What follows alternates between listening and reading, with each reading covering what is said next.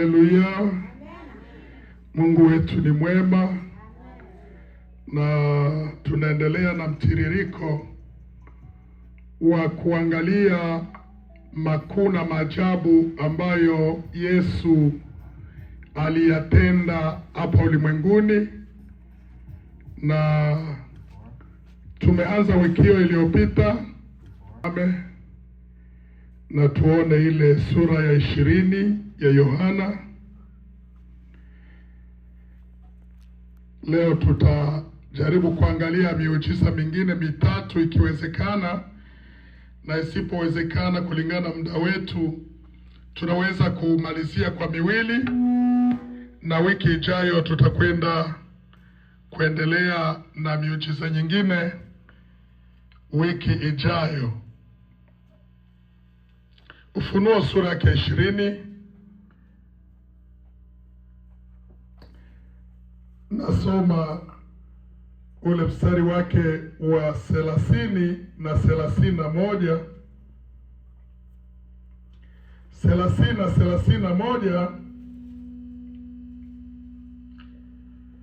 Basi kuna ishara nyingine nyingi alizozifanya Yesu mbele ya wanafunzi wake, zisizoandikwa katika kitabu hiki, lakini hizi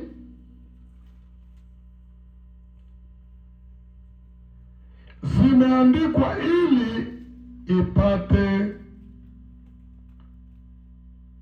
mpate kuamini ya kwamba Yesu ndiye Kristo mwana wa Mungu, na kwa kuamini muwe na uzima kwa jina lake. Amina.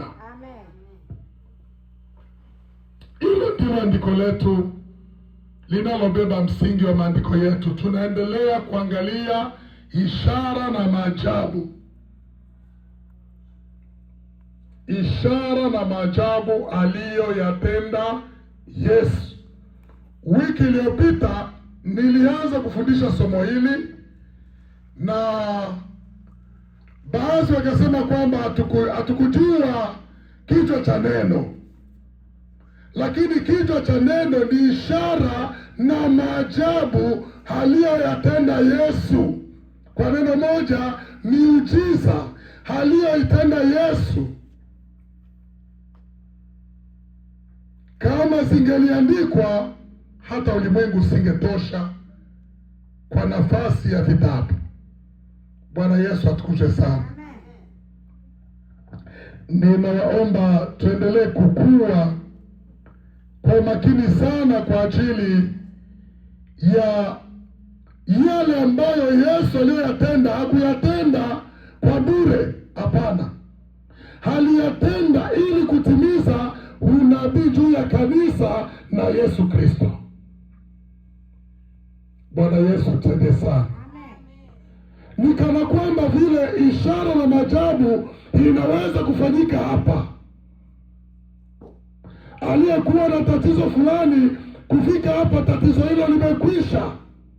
Hilo limefanyika ili uweze kumwamini Kristo kuwa ni Bwana na Mwokozi wa ulimwengu. Bwana Yesu atukuzwe sana. Usipojua hili, hata ufanyiwe muujiza gani, hautaamini. Haleluya. Haleluya. Jina la Bwana libarikiwe sana. Kwa hiyo tusogee sasa katika Yohana sura ya 6. Niombe mtu mmoja tukaangalie muujiza huu aliyoutenda Yesu. Sura ya 6, kwenye sura ya 6 ule mstari wake wa 16 hadi 21. Karibu msomaji mzuri haweze kutusomea hapo. Tunasoma kitabu cha Yohana sura ya 6 mstari wa 16 hadi 21. Tunasoma katika jina la Yesu. Amina. Hata ilipokuwa jioni, wanafunzi wake wakateremka baharini. 17. Wakapanda chombo wakaanza kuivuka bahari kwenda Kapernaum, nako kumekwisha kuwa giza, wala Yesu hajawafikia. 18. Na bahari ikaanza kuchafuka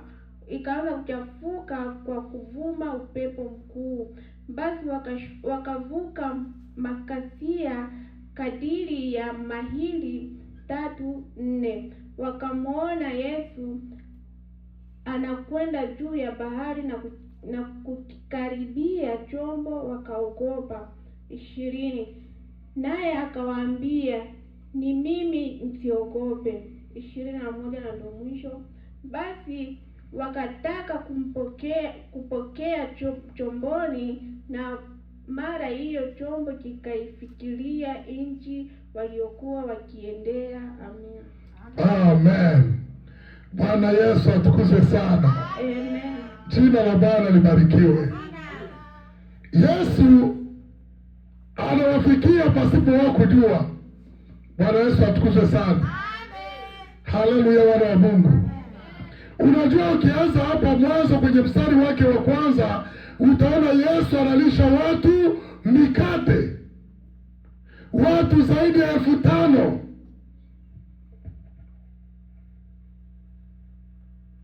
Na baada walipoona wamekula mikate kwa kusaza iliyokuwa mikate 5 na samaki 2, muujiza wa ajabu sana, wakataka wamfanye Yesu awe nani? Mfalme wao. Si ndio tuliona wiki iliyopita? Baada ya hapo sasa, Yesu akatoka katikati yao, akapanda mlimani. Baada ya hapo, wanafunzi wake nao wakaona, sasa hapa tutafanyaje?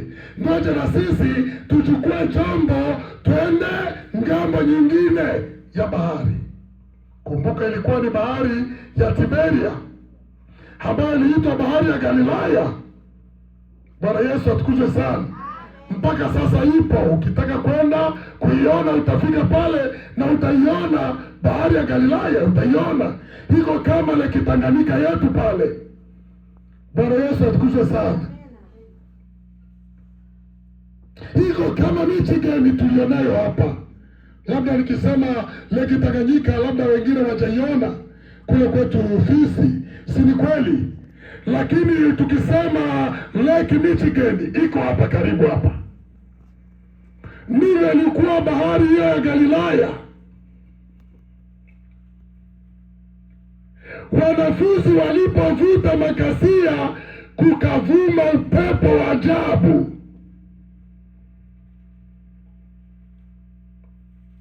Wakaanza kuogopa. Lakini Yesu aliwafikia kwa miujiza ya ajabu. Yesu akawafikia. Walijaribu kuogopa, akawaambia, hapana, msiogope, ni mimi niliye katikati yenu. Bwana Yesu atukuzwe sana. Jamani, ukikutana na mtu anayesema Yesu siye Mungu, ukipenda hata kumwitika usimwitike. Muone huyu yuko katika giza totoro, giza nene la kiroho, kwa sababu watu wao wapo wasiojua uungu wa Yesu. Kuna mtoto aliye na maiki ambaye anatikisa maiki. Jina la Bwana libarikiwe sana. Bwana Yesu atukuzwe. Kwa hiyo hapa Yesu alitaka kutuambia nini? Kumbuka kwamba kuna upepo unaovuma na kuna giza nene, na huo ni unabii juu ya kanisa tulilo nalo. Ile bahari ni dunia hii tuliyomo, ambamo mafundisho ya uongo ulio kama upepo na giza vimetanda dunia. Bwana Yesu atusaidie sana. Mafundisho bandia yanayomkana Yesu Kristo kuwa Mungu wa kweli na wa pekee, utakutana nao. Jaribu kusababu na mtu utasikia jinsi atakujibu, kwani Yesu ni Mungu, Yesu ni mwanadamu tu. Wengine wanasema jana nilipofika kwa mpendwa Gaston, juzi nilipofika kwa mpendwa Gaston, nikakutana na mtu wa Efeso, mzungu. Akanisalimia wakati niko nahangaika kumtafuta shemeji yangu ili twende kazini. Huyo mtu wa Efeso na kadi yake alinipa ya jina lake. Nikajaribu kusababu naye, akaniambia kwamba yeye ni Mkristo, mimi ni Mkristo, ila ninasikitika kwa ajili ya nchi yangu mimi ambayo iliona matendo makuu ya Mungu, lakini leo yote imetekwa na Waislamu. Analia kwa ajili ya nchi yake. Nikamwambia usihofu, Mungu ana njia nyingi za kuokoa. Bwana Yesu atukuzwe sana. Hao wanaopotea kesho na kesho kutwa, Mungu anaweza akaokoa watu kupitia hata wewe. Bwana Yesu atukuzwe sana. Na akaniahidi siku moja atafika hapa, na akaniipa na kadi yake. Kwa nini? Yeye anajua kile kilichofanyika pale Efeso. Efeso ilikuwa mji wa Kikristo ambapo makanisa 7 ya unabii yapo pale. Bwana Yesu atukuzwe sana. Kwa hiyo hata na wewe unaweza kuwa ukawe hapa, lakini haujajua matendo makuu ya Mungu katika maisha yako. Unaweza ukatekwe na uvumi wa uongo wa mafundisho bandia. Lakini ninachotaka kukuambia ni kwamba usiogope, kwa kuwa unaye Yesu. Unamjua Yesu ya kwamba yeye ndiye muweza wa yote. Bwana Yesu atukuzwe sana. Jina la Bwana libarikiwe. Yeremia 33 mstari wa 3 unatuambia nini? Niite nami nitakuitika, na nitakufunulia mambo makuu usiyoweza kuyajua. Bwana Yesu atukuzwe sana. Wakati unapoona umeingia kwenye shida, kama kanisa lilivyo kwenye shida, asili ya kanisa ni kumwita Yesu. Bwana Yesu atukuzwe sana. Bwana Yesu atukuzwe sana. Wala usiogope na uvumi wa upepo, wala giza, wala mawimbi mazito. Usiogope chochote.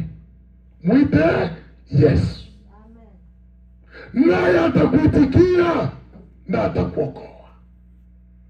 Ni shida gani unaopitia ambayo unaona haiwezekani kwa Yesu? Kwa Yesu yote yanawezekana. Bwana Yesu atukuzwe sana. Jina la Bwana libarikiwe. Kumbuka, kanisa linaishi wakati mgumu wa giza la kiroho, lakini tusitoke katika boti au mtumbwi ambao ni imani yetu kwa Kristo. Atakuja na kutuokoa na dhoruba ya dunia hii, na tutakuwa salama naye milele katika umilele wake. Haleluya. Bwana Yesu atukuzwe sana. Mathayo 28 mstari wake wa 20b. Nani atusomee hapo? Soma Mathayo 28 mstari wake wa 20.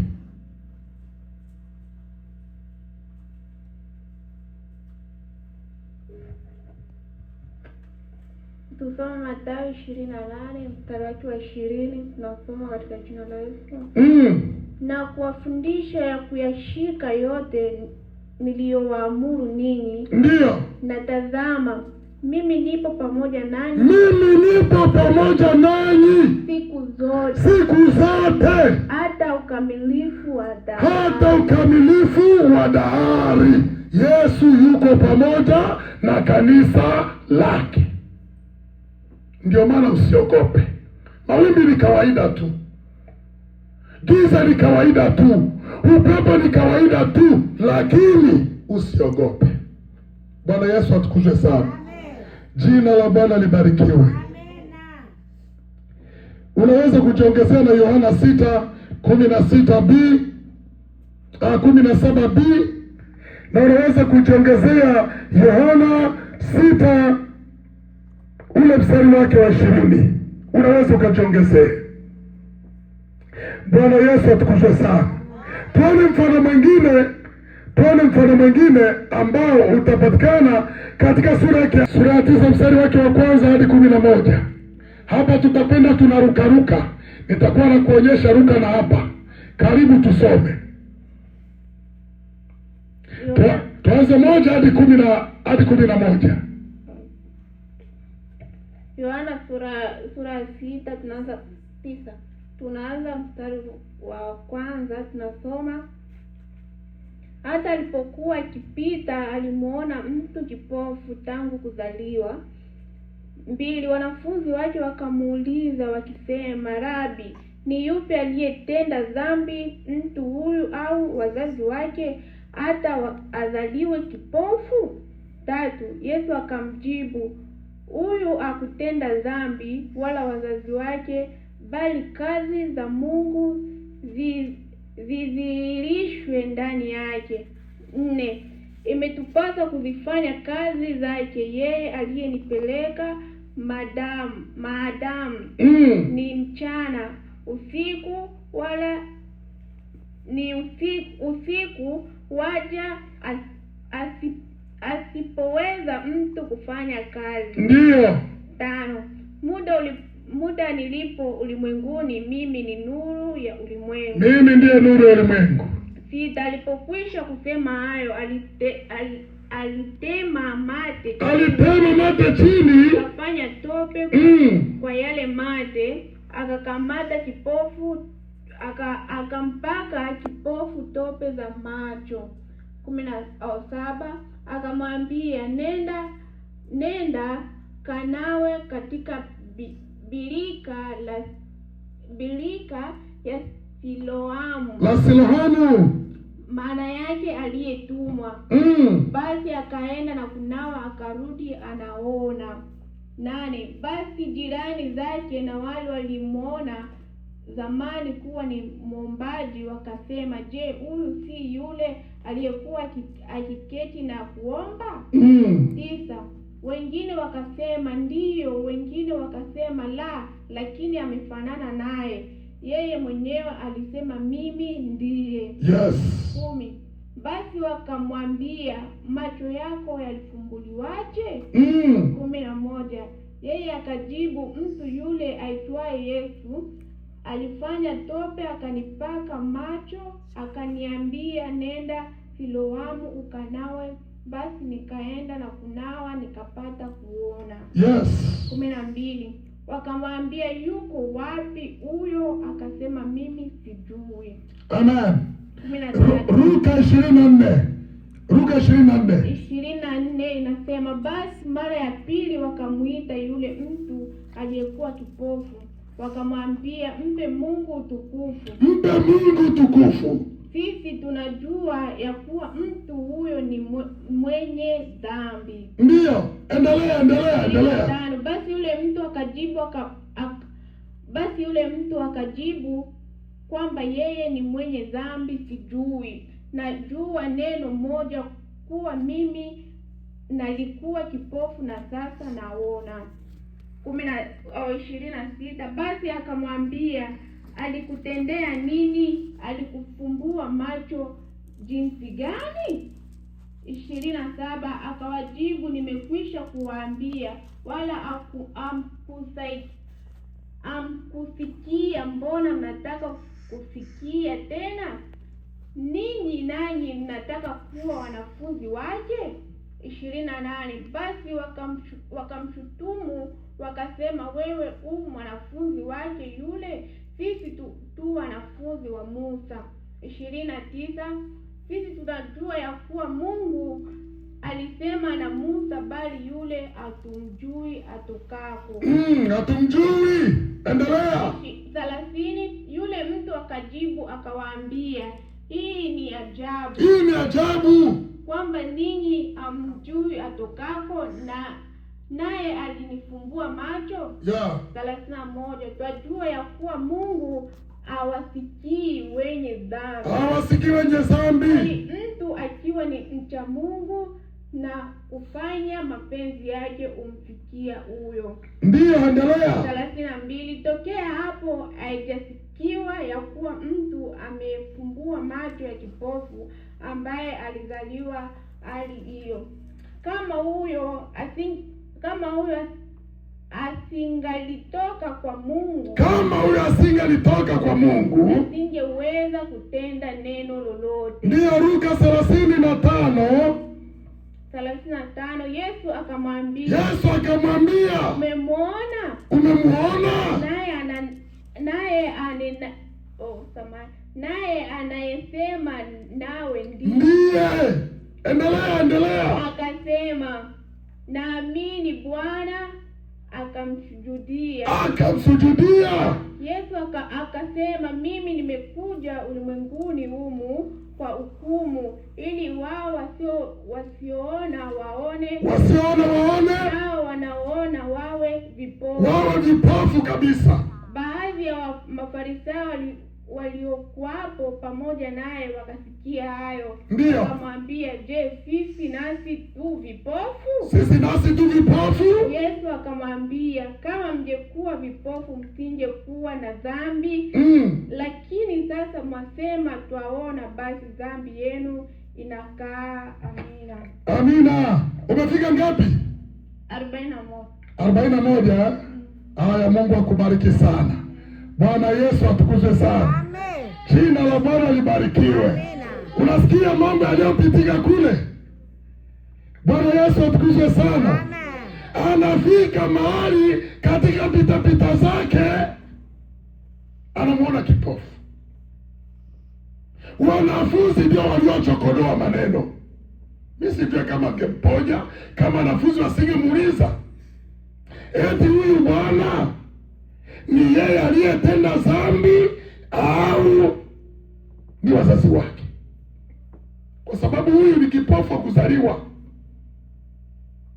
Sio kwamba aliwahi kuona kwanza ndipo akapata na ugonjwa wa macho akawa kipofu. Hapana, alizaliwa mtoto kipofu. Jina la Bwana libarikiwe sana. Ona matendo ya Mungu. Yesu anataka ajifunue na wapate kuona utukufu wa Mungu.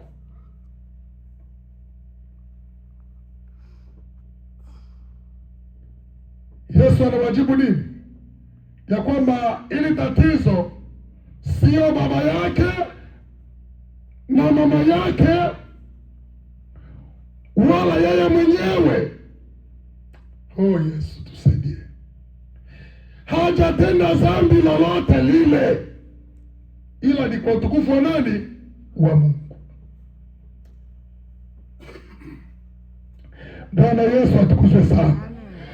Hii tatizo ni kwa utukufu wa Mungu, ili Mungu ajifunue kwa wanadamu.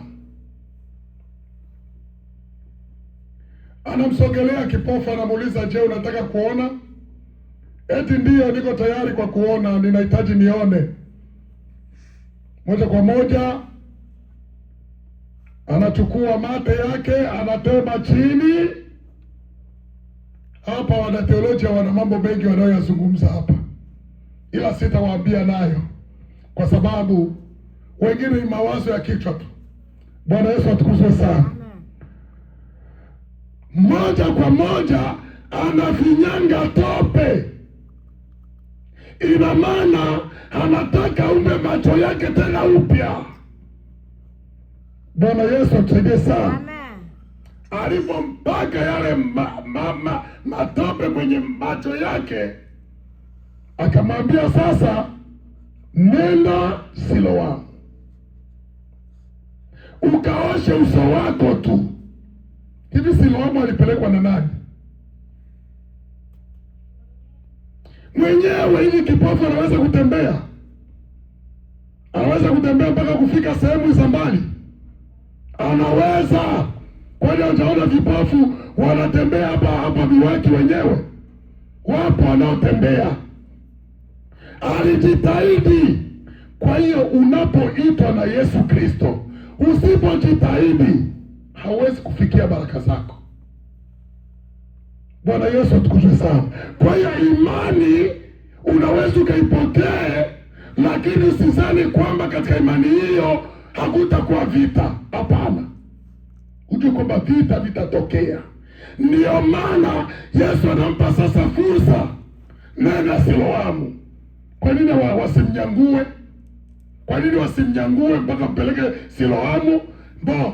Muoshe Petro, Andrea ashika kule tumuoshe kumacho. Hakuna. Bwana Yesu atukuzwe sana. Baadaye sasa Yesu anaenda kukuta sasa yeye mwenyewe anaanza kushuhudia matendo makuu ya Mungu. Bwana Yesu atukuzwe. Eske ulishaka shuhudia matendo makuu angalau kidogo ambayo Mungu alikutendea? Ulishaka shuhudia? Kuna wengine hata atendewe aje hawezi kushuhudia. Ale kimya nos. Abenwata tumanyi imango shuhudia ngamungu wetela etushuhudia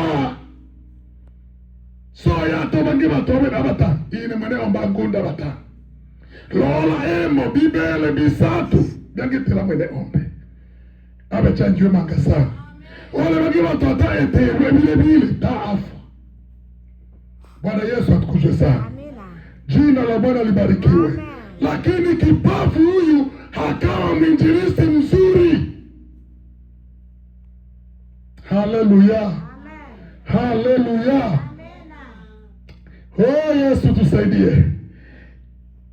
Kipofu wa kuzaliwa aponywa. Tulikuwa vipofu, ila Yesu alitufungua macho na kuona nuru ya ulimwengu. Haleluya. Haleluya. Haleluya. Zamani hatujamwamini Yesu Kristo, tuliendea miungu. Hivi tukiacha nafasi ya kusema tulipopita kwenye tulipita, si tutashangaa? Bwana Yesu atukuzwe sana. Tutashangaa, tutaona mambo. Oh, haleluya. Amen. Jina la Bwana libarikiwe sana. Tutashangaa, utasikia wengine ile inashikelewa wa mfumu amishibeni ngama amishibeni mwingine akaenda kwa nani wakapamba wengine wakaenda. Utasikia vya ajabu tu. Bwana Yesu atusaidie sana. Kujaribu kutafuta uponyaji, wapo waliokwenda huko. Wanaotafuta ufanikio, wako wanakwenda huko. Lakini Yesu anamwambia hapana, wewe njoo, nitakutana na wewe tu. Na utaenda kuoga kwenye kisima cha Siloamu. Bwana Yesu atusaidie sana. Jina la Bwana libarikiwe. Bwana wetu ni mwema sana. Jina la Bwana libarikiwe sana. Unaweza fika nyumbani ukajisomee Yohana sura yake ile ya 9 mstari wake wa 5. Yesu ndiye nuru ya ulimwengu. Na ukikutana naye lazima uone kwa macho tajata. Bwana Yesu atukuzwe sana. Unaweza kuongeza ule mstari wa 6.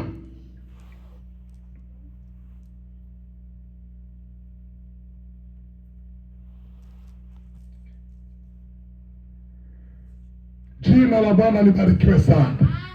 Jina la Bwana libarikiwe sana. Bwana Yesu atukuzwe sana.